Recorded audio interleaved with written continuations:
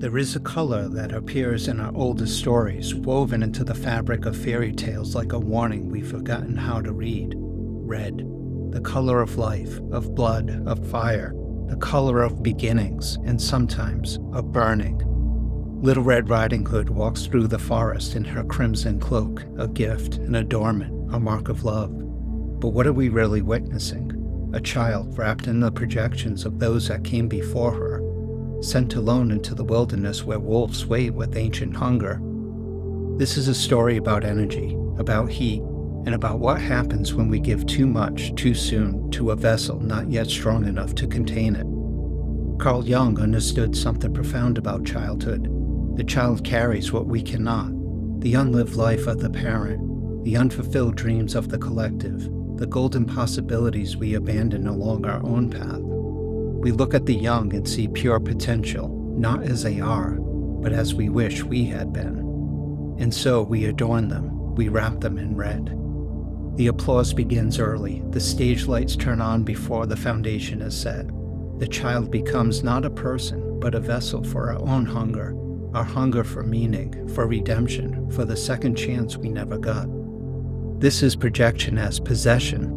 We fuel the fire without asking whether the container can hold it. We demand the child carry our gold, forgetting that gold, unrefined, is just heavy ore that crushes what's beneath it. Watch the child's star, luminous at 8, destroyed by 25, depression, addiction, the desperate grasping for something real beneath the costume of red we've dressed them in.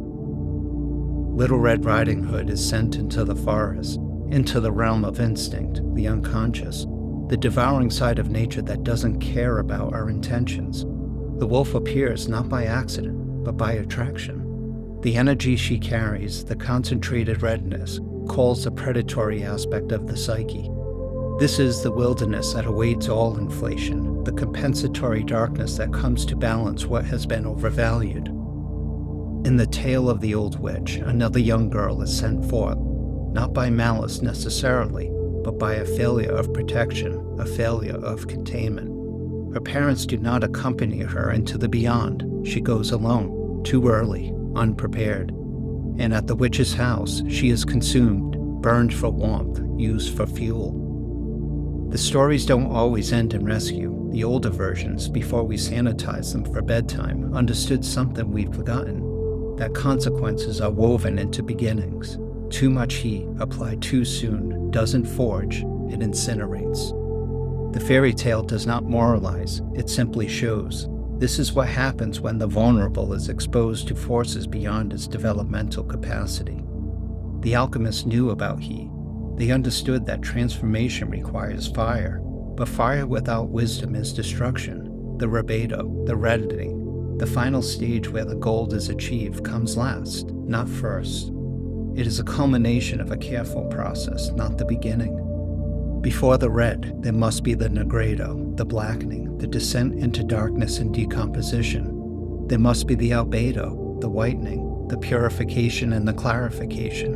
Only then can the heat be raised to its full intensity.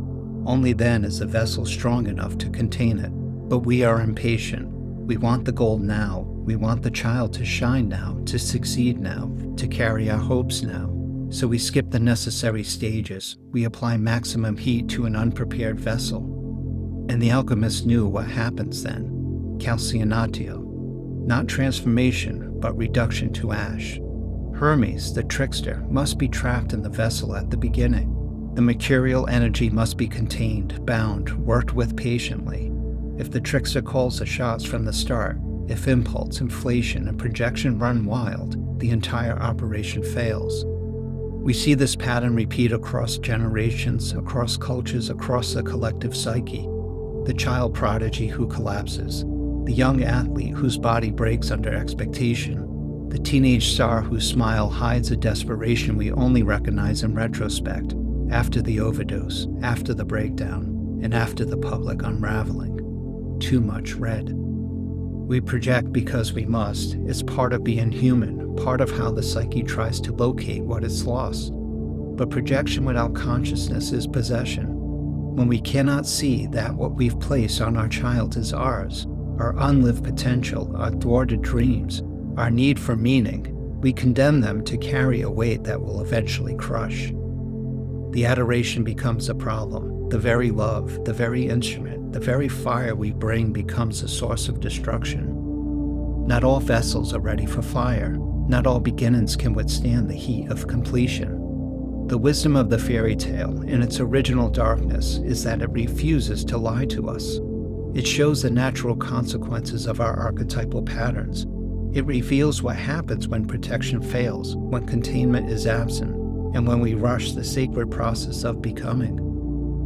If there is a way forward, it lives in the alchemical understanding that transformation has stages, that the heat must be earned, not imposed, that the vessel must be prepared before the flame is raised. To love a child, whether literal or symbolic, is not to dress them in red and send them into the forest.